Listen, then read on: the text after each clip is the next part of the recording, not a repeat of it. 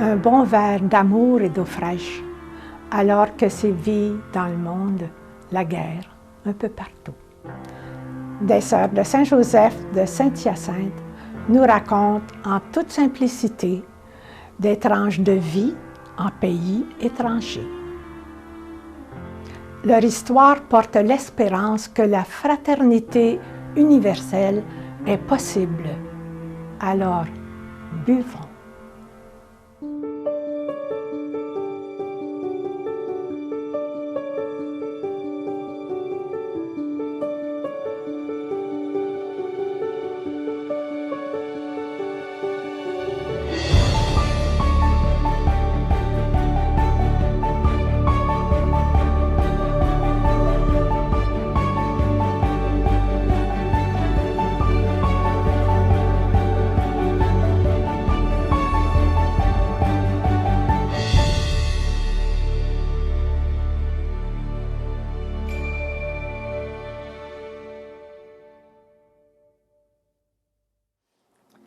Aujourd'hui, nous nous rendons au Tchad en compagnie de sœur Monique Laroche, qui est native d'Asbestos, aujourd'hui appelée Val-des-Sources.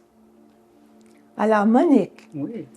Veux-tu nous situer le Tchad et Moundou?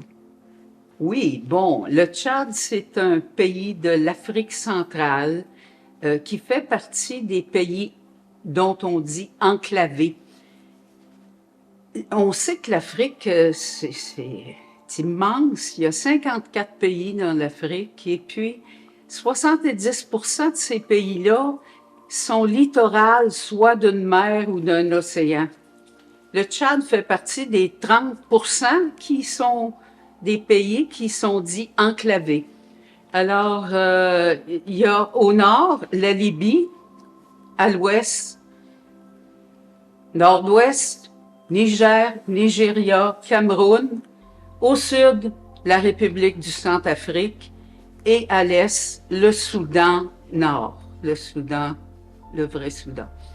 Alors, voilà, le Tchad, pays enclavé, le plus grand des pays enclavés, des 30% des pays enclavés. Puis Moundou? Et Moundou est au sud, ah oui, on oublie le principal. Le nord du Tchad, c'est désertique, c'est tout près du Sahara. Il y a l'ouest qui est montagneux, le Tibesti, et la vallée, à partir du centre de la capitale, Djamena, en descendant, c'est là que sont les élevages, les cultures, ça commence à devenir intéressant sur le plan de la végétation. Le Moundou est au sud. Oui. Et maintenant, peux-tu nous dire qu'est-ce qui a mené les sœurs de Saint-Joseph de Saint-Hyacinthe au Tchad, à Moundou? Oui. Alors là, je vais y aller de mémoire. J'espère que ce que je dirai n'est pas faux. Mais à ma souvenance, c'est l'évêque du temps, Monseigneur Mathias Ngarteri, qui était à la recherche d'une congrégation religieuse pour poursuivre les activités du collège parce que la communauté qui avait fondé le collège n'avait plus de ressources humaines pour poursuivre son œuvre et devait quitter, et avait déjà même quitté parce que c'était des coopérants internationaux qui assuraient l'intérim, là. Alors, il y a eu une rencontre d'évêques à quelque part avec les évêques de l'Afrique de l'Ouest. Et il faisait des demandes. Avez-vous, connaissez-vous? Alors, il y a un évêque qui lui dit, moi, j'ai eu des sœurs de Saint-Joseph, de Saint-Hyacinthe du Canada, qui ont travaillé dans mon pays, au Sénégal, dans un établissement secondaire. Et puis, ils ont quitté depuis peu. Ça serait peut-être, c'est intéressant, tentez votre chance. Alors, ça n'a pas été long que le supérieur général de l'époque, qui était sœur Janine Couture, a reçu a reçu en 1992 une demande officielle. Et je me rappelle, moi, au Québec, elle l'avait lu devant tout le monde le 12 septembre, à notre fête nationale, la demande de Monseigneur Ngarteri. Et cette demande-là avait été envoyée dans l'Ouest canadien. Cette demande-là avait été envoyée au Brésil et je pense même qu'elle avait été envoyée au Lesotho. Alors, c'est comme ça qu'il y a eu du monde qui se sont sentis interpellés comme moi, comme Claudette, comme celles qui sont parties, Alzérine du Brésil, et ça a été l'origine de notre mission. Je parlerai probablement un petit peu plus loin. Qu'est-ce qu'on nous a demandé? Parce que sa demande, je vais le faire tout de suite, ça sera fait. Sa demande était claire. Il voulait avoir des religieuses pour prendre la direction du collège, mais pour préparer une relève tchadienne qui allait prendre la direction de ce collège-là. Alors, notre mandat était clair. Venez, puis organisez-vous pour qu'on puisse se passer de vous. Oui. Bon. Merci. On reviendra plus tard avec toi. C'est bon. Maintenant, on va aller voir Sœur Claudette. Sœur Claudette Robert est native d'Aubigny, au Manitoba. Sœur Claudette, parle-moi, toi, de ton départ pour le Tchad. Bon, moi, quand je suis partie pour le Tchad, c'était en 94, mais il y a eu toute une préparation avant cela qui m'a aidé à partir parce que on a pris des cours en missiologie. Alors ça l'a aidé à la préparation. Le départ en soi, on est dans l'euphorie, si tu veux. On s'en va dans une mission qu'on connaît pas à l'avance. Et puis, c'est un peu comme une belle aventure lorsqu'on part, avec beaucoup de rêves, beaucoup de rêves. Tu avais quel âge? Moi, j'étais dans la quarantaine avancée. Et qu'est-ce que tu faisais avant de partir, là? Avant de partir, j'étais une enseignante. J'enseignais au Manitoba. Ça faisait quand même, je pense, j'étais rendue à ma 19e année d'enseignement à ce moment-là. Dans des écoles, soit anglophones, j'ai enseigné dans les trois, on a trois sortes d'écoles au Manitoba. On a les écoles anglophones, les écoles francophones, mais on a aussi les écoles d'immersion. Alors moi, j'ai enseigné dans ces trois-là. Lorsque je suis partie, j'étais à Powerview dans une école dans une école qui offrait les deux, et l'anglais et l'immersion. Moi, j'étais sur le côté immersion dans ce qu'on appelle au Manitoba le présecondaire, donc 7, 8 et 9e année. OK. Puis, tu arrives au Tchad, et toi, ta fonction principale, ça a été quoi? Moi, ma fonction principale au Tchad, ça a été la direction de l'école. Alors, j'étais... Quand nous sommes arrivés, c'était un collège et au fil du temps, on a mis un deuxième cycle, donc étant un lycée à ce moment-là. Alors, j'avais la direction de cette école. Bien sûr, je n'ai pas travaillé toute seule. Sœur Monique était avec moi dans la direction. Oui. Et ce collège, quelle était sa spécialité à ce collège? Le but de ce lycée? Bon, il faut savoir qu'au Tchad, les filles n'ont pas beaucoup l'occasion d'aller à l'école. Alors, ce collège était pour les filles. Et c'était un collège qui acceptait aussi toute tranche de la société. Il ne faisait pas de distinction et aussi de n'importe quelle religion, de n'importe quelle culture aussi. Oui.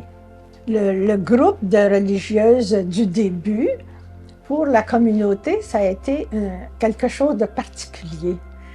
Tu veux nous parler de ça? Oui, de fait, Sœur Monique l'a évoqué. On est venu de 3 différentes différents lieux. Oui, quand on regarde le Canada, c'est deux du Canada, mais deux du Canada très différents, une québécoise puis une manitobaine, qui ont quand même des cultures un peu différentes. Et puis le Brésil. Alors nous partions de deux pays, mais de trois cultures différentes. Et ça fut une très belle et enrichissante expérience de le faire comme ça. Est-ce que vous avez voyagé ensemble? Comment ça s'est fait, votre premier voyage? On a quand même, notre premier voyage, on est partis les trois ensemble. C'est sûr, on s'en allait là, on s'en allait fonder. Et oui, on est partis. Mais on se connaissait bien avant, parce qu'on a quand même fait 1 an de missiologie ensemble. Est-ce que Sorazine était là? Je ne crois pas, mais elle était au Canada et on l'a beaucoup côtoyée. Et à ce moment-là, il y avait l'entraide missionnaire qui donnait des cours et on y allait toutes les trois. Mais on s'est bien connus avant de partir. Un enrichissement. Et qu'est-ce qui t'a aidé, toi, dans ton adaptation là-bas? Quelles étaient tes forces pour t'adapter? Bon, l'adaptation, je pense que qu'est-ce que c'est qui a été important, c'est qu'on avait tout entendu un peu les mêmes choses. Alors, quand il y en a une qui se décourageait, l'autre, elle pouvait l'encourager. Alors, il y avait ça. La missiologie nous a beaucoup aidés. Le choc culturel, même si on est préparé, quand on arrive sur place, c'est tout autre chose. Il y a un choc culturel à vivre. Mais je pense qu'on l'a vécu dans la sérénité quand même. C'était un bel apprentissage.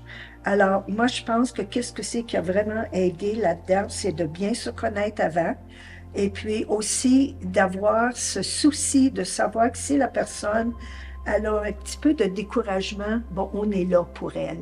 Alors, c'était chacun notre tour. Et puis, ça s'est très, très bien passé. On a fait une belle équipe. Oui. Et qu'est-ce que tu gardes, toi, de cette expérience en pays étranger? Moi, c'est probablement... Moi, toute expérience m'enrichit. Celle du Tchad, elle m'a peut-être enrichie dans le fait que j'ai dû re-questionner mes propres valeurs. Bon, je vous donne un simple exemple. Oui. Pour moi, être à l'heure, c'est important. C'est quelque chose qui est très important. Et j'ai dû apprendre que l'autre qui arrive en retard, c'est parce qu'il s'est arrêté pour parler à quelqu'un. Puis pour lui, cette valeur était plus importante que d'arriver à l'heure. Alors, de revoir ces valeurs-là et aussi d'avoir l'appui des professeurs qui étaient là et qui pouvaient vraiment nous aider dans la compréhension d'une école où ce que c'est qu'on... Moi, j'avais jamais travaillé dans un système francophone, français. Ça, c'est le système de la France. J'avais jamais travaillé comme ça, alors les choses étaient comme à l'envers pour moi. Alors, eux autres ont beaucoup aidé, et non seulement là, mais dans toute la culture. Je pense que ça, d'avoir eu cette ouverture et de cet accueil de la part du peuple tchadien, moi, je retiens ça comme étant une grande richesse. Et puis, vous avez pu accomplir votre mission de former quelqu'un pour vous remplacer à la direction? Oui, tout à fait. Quand nous sommes partis, moi, je suis partie avant, mais Sœur Monique a assuré le suivi. Quand on est parti, la personne qui a remplacé, on peut dire que mission était accomplie. OK. Parce qu'il y avait un groupe d'enseignants aussi qui étaient unis. Ouais. Et ça aussi, c'est une force. Est-ce qu'il y avait des enseignants masculins, féminins? Oui, c'était surtout des enseignants masculins, je l'ai dit tout à l'heure. Il est difficile pour la femme au Tchad de prendre cette place-là, mais nous avions aussi quelques femmes enseignantes qui étaient aussi excellentes. Oui. As-tu un mot pour les gens de Saint-Hyacinthe qui accueillent des personnes immigrées? Toi qui as vécu en immigré. Bon, oui, de fait. Ah, oui. Tout à fait. Alors, je pense que c'est peut-être d'avoir cette ouverture et de ne pas hésiter d'expliquer les choses qui sont différentes. Je pense que c'est ce que je dirais, parce que on ne le comprend pas au début. Et puis, c'est important, à un moment donné, de réaliser que c'est normal que ça se fasse comme ça. Et quand c'est expliqué, c'est beaucoup plus facile. Oui. Bien, merci beaucoup à toi. Hein? Je reviens à Sœur Monique. Toi, Monique, parle-moi de ton départ pour le Tchad. Toi, tu as entendu ça comme un appel ou comment ça s'est passé pour toi? Oui, moi, cette annonce-là qui a été faite le 12 septembre m'a atteint comme un boulet de camion, ça m'a jeté à terre. Ça me disait en dedans, ça, c'est pour toi. Puis j'avais 46 ans, puis j'avais déjà pensé à la mission, mais rien jamais ne s'était concrétisé, alors j'y pensais plus. J'étais rendue, on m'avait demandé, on m'avait retiré, parce que moi j'étais une enseignante du primaire, première année. On m'avait appelé à notre école secondaire pour apporter ma contribution en administration. Alors, j'étais responsable de la première secondaire à ce moment-là. J'avais déjà un premier contact avec le niveau secondaire. Et j'avais cette interpellation-là, pour moi, était conditionnelle de 2 éléments que j'avais exprimés à la supérieure générale. J'étais allée la voir, j'ai dit, ça me bouleverse, je me sens appelée. Mais il y a une chose qui est claire, c'est que je ne veux pas être directrice.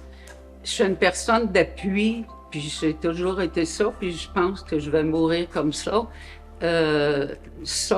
Non. Si vous trouvez quelqu'un, OK. Puis l'autre élément, c'est que j'aimerais bien avoir une préparation en missiologie. Ça tombait bien parce que on est élus à aller vivre cette préparation-là, puis la vivre ensemble aussi. Moi, j'avais jamais vécu avec Claudette, alors il y avait aussi un apprivoisement comme personne et comme mission. Alors tout s'est bien passé. Alors, tu n'étais donc pas, toi, la directrice, hein? Mais ta fonction, c'était quoi?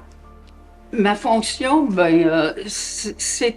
était dans le même bureau, on partageait tout. Moi, c'était une fonction d'appui. En tout, on essayait d'être créative, d'être à l'écoute, et puis on se partageait le travail qu'il y avait à faire, sans nécessairement dire ça t'appartient, ça c'est à moi. Il y a une chose un petit détail. Quand on est arrivé au mois de juin, en 94, la première chose qu'on a dit, vous savez, l'inscription pour l'année prochaine, c'est pas faite, là. Il y a pas personne qui vient à l'école l'an prochain, là. Il faut faire les inscriptions. Alors, on s'est partagé. On a reçu, puis là, on a compris facilement qu'on était dans une autre culture. Et puis, moi, je prends rien que je demandais le nom de l'enfant les parents qu'on recevait. Je disais, oh, pouvez-vous me l'épeler, s'il vous plaît? Pouvez-vous me l'épeler, s'il vous plaît? C'était pas évident à écrire. Et puis, poser la question, où habitez-vous? Quelle est votre adresse? 15 ans, ma sœur. Hein? Excusez, vous n'avez pas compris. Où habitez-vous? Quel est votre lieu de résidence? En tout cas, je ne savais pas trop comment le dire. 15 ans, ma sœur. J'ai appris que monsieur habitait dans un quartier qui s'appelait 15 ans et qu'au quartier, il n'y a pas de numéro de porte, puis il n'y a pas de nom de rue. On est dans un quartier, point, et son quartier s'appelait 15 ans. Alors, j'ai commencé à apprendre tout de suite, là, tout ce qui nous dépassait et qu'on connaissait pas. Mhm. Il y a un élément dont je voudrais que tu me parles, c'est de la malaria. Avant de partir pour le Tchad, on savait que la malaria était fortement présente au Tchad. Alors, on avait toute la médicamentation qu'on prenait régulièrement, mais on savait qu'on allait être attrapé à un moment donné ou l'autre, parce que pour les gens, on disait, pour les gens qui vivent plus qu'un an au Tchad, le taux de possibilité de l'avoir, c'est 100%. Fait qu'on savait juste pas quand. Alors, Claudette et moi, on a bénéficié de cette grâce de la malaria, heureusement à 2 moments différents, mais dans son cas comme dans le mien, on est passé près de la mort. Quand moi j'ai vu je salivais, puis je voyais les professeurs à la porte de ma chambre qui passaient un par un. Je disais, qu'est-ce qu'ils font là? Mais c'est que j'étais en danger de mort. Puis ça a été pareil pour Claudette quand elle a vécu sa malaria. Mais vous voyez, on est là et puis on continue à être en service. Oui. Moi, je me souviens que lorsque vous êtes revenu, comment vous étiez tellement maigre. Ça m'avait atteint de voir comment, parce que vous aviez été malade, la malaria. Maintenant, quand sœur Claudette est revenue, parce qu'elle était nommée au Conseil général, toi, tu es resté pour terminer le mandat. Terminer le mandat, c'est ça. Il y avait déjà une bonne partie du parcours de fait et ça a été 2 de nos professeurs qui ont pris la relève, un à la direction en remplacement de Claudette, et puis dans des postes de responsable de la pédagogie, c'est différent. On avait déjà sur place du personnel qualifié, compétent, qui pouvait prendre la relève.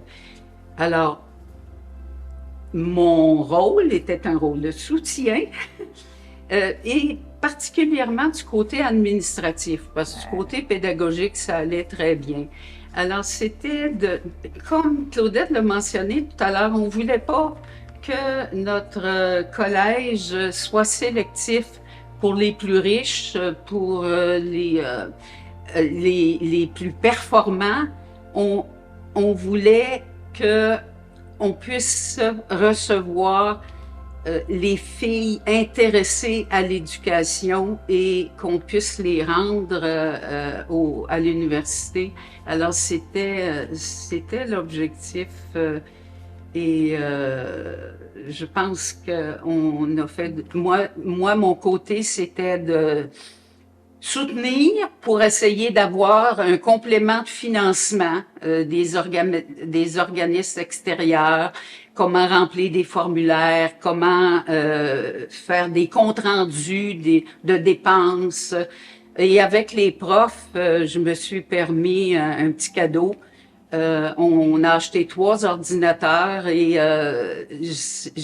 j'ai pu aider les professeurs à mettre leur examen sur ordinateur et à informatiser aussi les notes, les bulletins, les notes de bulletins. Ça a été le côté avec les profs. OK, oui. Je vais revenir à Claudette, parce que je sais que là-bas, au Tchad, à Moundou, là, il y a une petite Claudette. Oui. Parle-moi donc de ça. Moi, c'est quelque chose qui m'a touchée. Parle-moi d'une petite Claudette là-bas, là. Nous avions dans l'école un professeur qui s'appelait Valentin Samengar et sa femme aussi travaillait dans notre école. J'ai même assisté à leur mariage et même à la préparation au mariage parce que j'ai eu cette opportunité et j'ai saisi de voir comment ça se fait là-bas. Alors, ça a été toute une belle expérience. J'ai aussi vécu un mariage musulman. Alors, ça a été de belles expériences. Mais si je reviens à la petite Claudette, c'est parce que Valentin, qui est aussi devenu le proviseur, parce que quand on a un lycée, c'est un proviseur, le proviseur de l'école après mon départ, lui, il était très proche et voulait tout apprendre d'eux. Et il était très bien préparé pour ce travail-là. Il avait une belle préparation préalable pour ce poste-là. Alors, quand ils ont eu un enfant, ils l'ont appelé Claudette. Oui. Et je l'ai vue, Ça. moi, cette petite Oui, Claudette. tu l'as Oui, vue. oui, oui, oui. Alors, Elle est présentement à l'université, puis elle wow. fait très, très bien aussi. wow. là. Oui. Super, super. Et on va terminer avec toi, Monique. Qu'est-ce que toi, tu gardes de ton expérience au Tchad? C'est là que je prends mon document parce que je lisais ça hier. J'ai dit, c'est tellement beau, il faut que je le lise. Vas-y. Il faut dire d'abord que c'est toute une expérience que de se sentir l'étrangère, la minorité visible, celle qui n'est pas comme les autres. Non pas que les gens n'étaient pas gentils. Au contraire, j'ai toujours été traitée avec beaucoup de respect, de bonté, de patience. Moi qui pensais aller vivre dans une grande pauvreté à côté d'eux, j'étais encore une privilégiée, avec mes 3 repas assurés par jour, une sécurité financière qui me garantissait que j'aurais jamais à souffrir de la faim. Ce fut pour moi, je pense, une des plus grandes grâces de ma vie. Elle m'a aidé à comprendre que la richesse, ce n'est pas dans l'argent. J'étais partie pour aller donner à des plus pauvres et des plus démunis, mais c'est moi qui ai le plus reçu. Cette expérience de vie a élargi mon espace intérieur pour ne pas juger sur les apparences. Elle m'a aidé à comprendre qu'il n'est pas facile d'être une minorité, de ne pas être dans son contexte culturel, que la valeur de l'être humain ne s'évalue pas par sa couleur de peau ni son statut social. Et ce cadeau, j'en ai profité pendant 13 ans, jusqu'à mon retour. Je peux même dire que je continue d'en profiter le temps qu'il me reste parce que c'est devenu trop important pour moi. Merci. Alors, merci à vous deux d'être venus partager votre expérience du Tchad. Ce fut très intéressant et un grand plaisir. Merci à toi.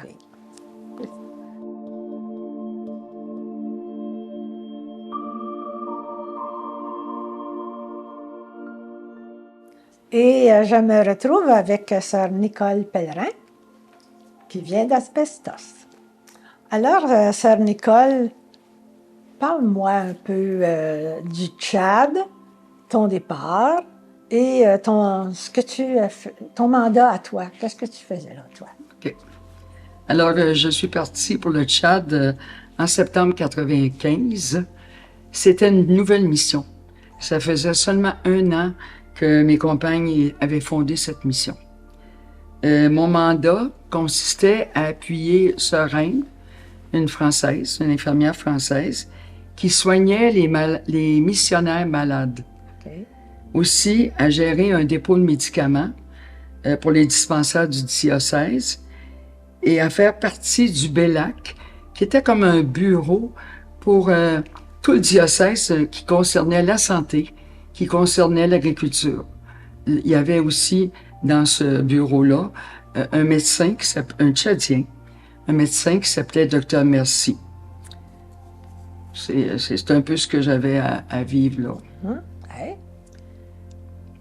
Puis, tu as même t'as reçu une formation en ophtalmologie? Oui.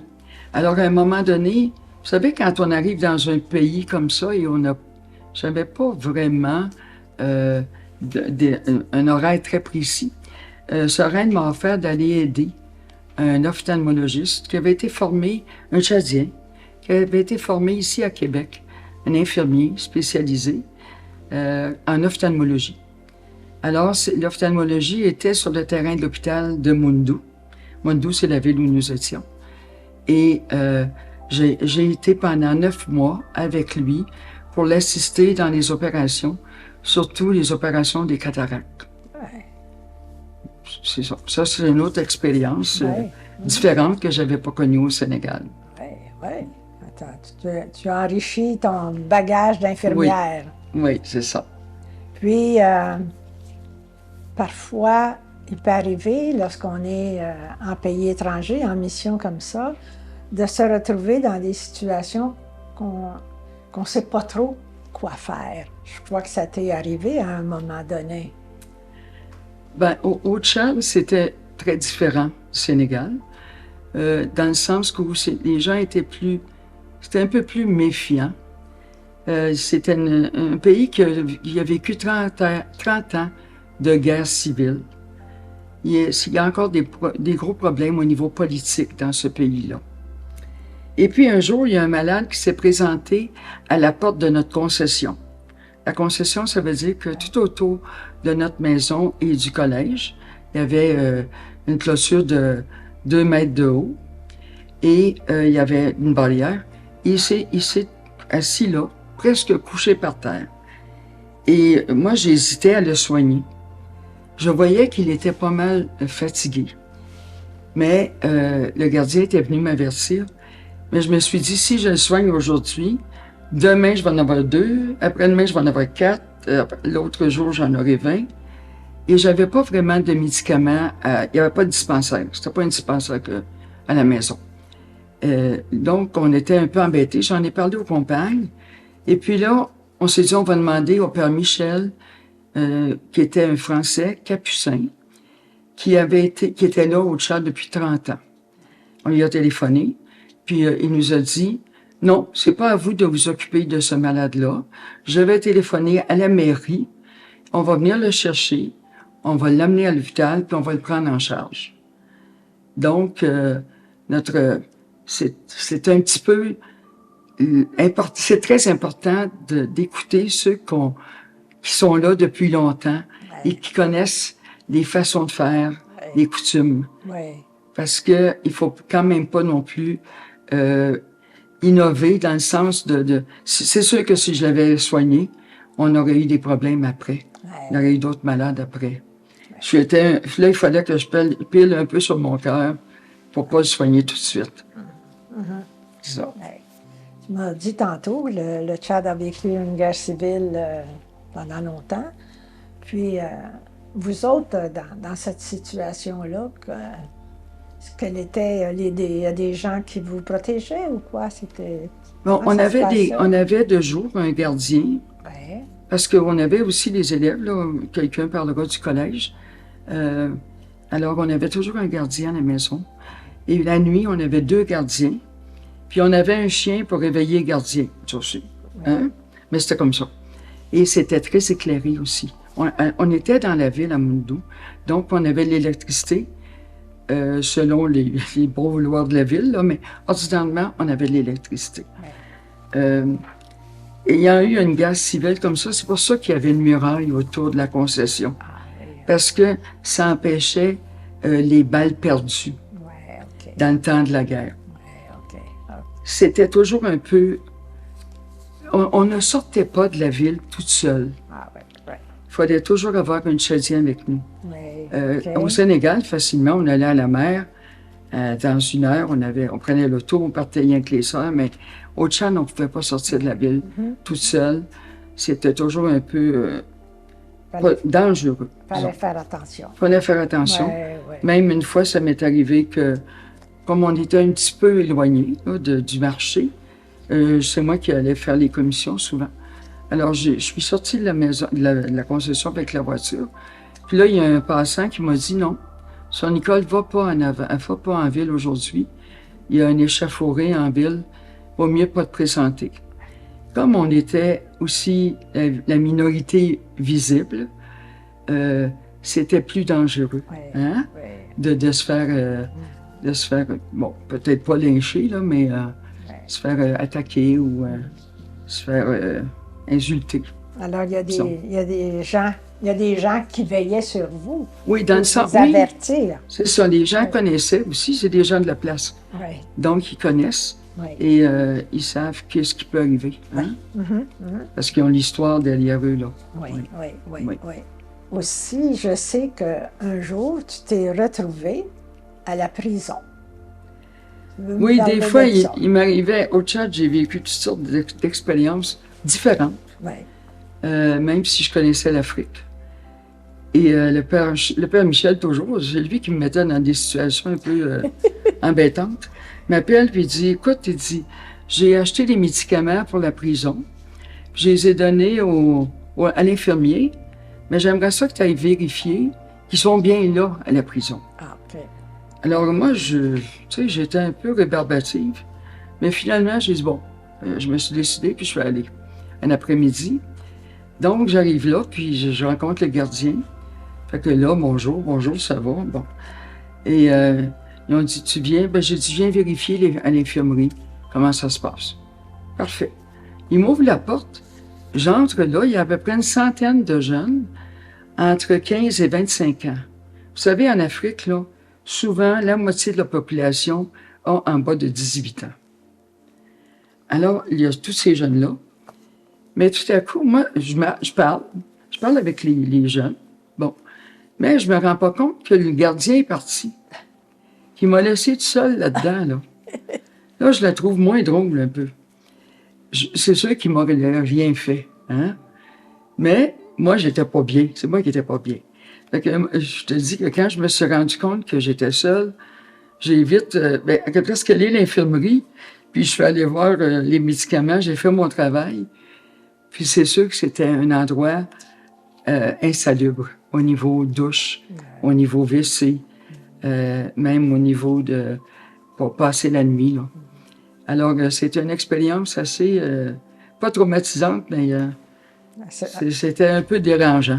Ouais. J'ai été impressionné par ces jeunes qui étaient là. Ouais. Oui. Et tu es revenu au Canada après combien d'années, toi? Oui, je suis revenu au Canada après 5 ans OK. pour cause de maladie. Et je peux dire que même si j'avais passé 18 ans au Sénégal, j'ai trouvé le séjour au Tchad plus stressant. C'est ma foi en Dieu qui m'a aidé à vivre des expériences différentes et souvent à me dépasser. Ouais. Puis est-ce que ton retour, est-ce que ça a été difficile de te réadapter, toi, par ici? Moi, le retour du Sénégal était plus difficile Oui. que le retour du Tchad. Ouais. Le retour du Sénégal, parce que là, je me retrouvais à peu près à 50 ans et je n'avais plus ma licence d'infirmière, je l'avais abandonnée. C'est sûr qu'en revenant au Canada, je pouvais pas exercer comme infirmière. Et là, j'étais un peu embêtée pour qu'est-ce que j'allais faire pour le reste et la réinsertion. Ça m'a pris du temps à me réinstaller. J'ai suivi des formations. J'ai eu de la psychothérapie. Et puis, à un moment donné, j'ai demandé à l'Ordre des infirmières du Québec de pouvoir exercer mon métier, mais à l'infirmerie de la Maison-Mère. Et elles ont accepté. Étant donné mon expérience au Sénégal, j'étais sous la supervision d'un médecin-chef de Ziguinchor.